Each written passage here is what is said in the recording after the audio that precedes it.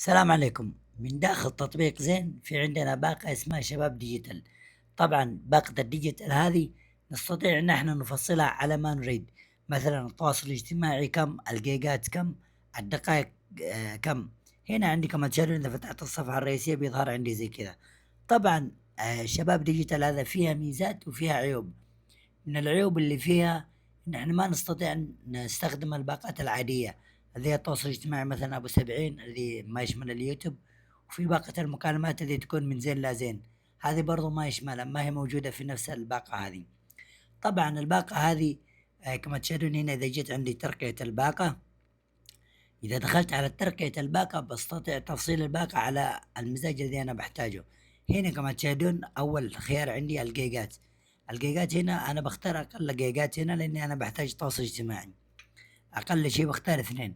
هنا التواصل الاجتماعي بخليه لا محدود، وأرجع هذا اللي فوق أرجع 2 لأنه أحيانا يتلخبط. بعدين أنزل هنا عند المكالمات. المكالمات في الباقة هذه أقل شيء أستطيع اختياره اللي هو 400 دقيقة.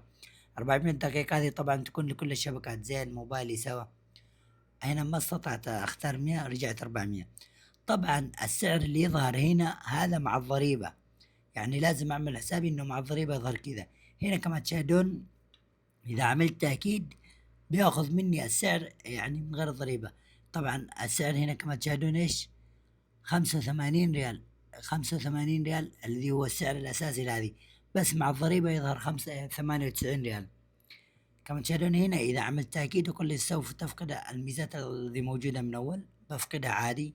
هنا تجيني رسالة تحقق. أهم حاجة لازم يكون عندي الرصيد، رصيد 85 ريال صافي، يعني مع الضريبة 98. بعد ما أدخل الرمز وأعمل تأكيد خلاص الآن تتفاعل عندي باقة شباب ديجيتال.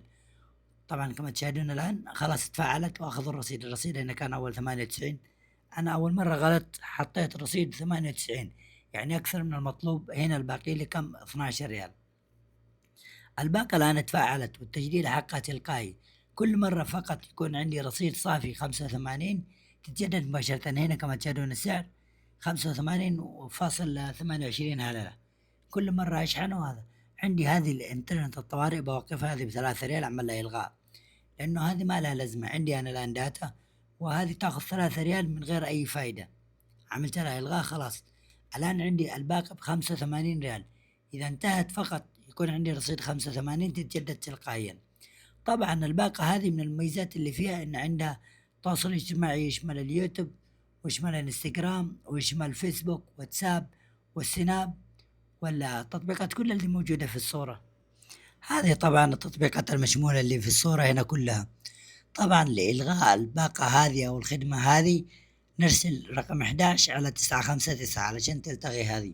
طبعا الحاجة اللي ما هي موجودة في هذه الباقة نحن إذا اخترناها ما نستطيع تفعيل مثلا المكالمات اللي من زين لا زين اللي تكون مفتوحة اللي ب30 ريال. علشان كذا إذا عجبتنا الباقة هذه وما نحتاج نعمل مكالمات بنكمل عليها. إذا ما عجبتنا هذه طبعا فيها 500 دقيقة، إذا ما عجبتنا بنلغيها ونرجع للباقة السابقة.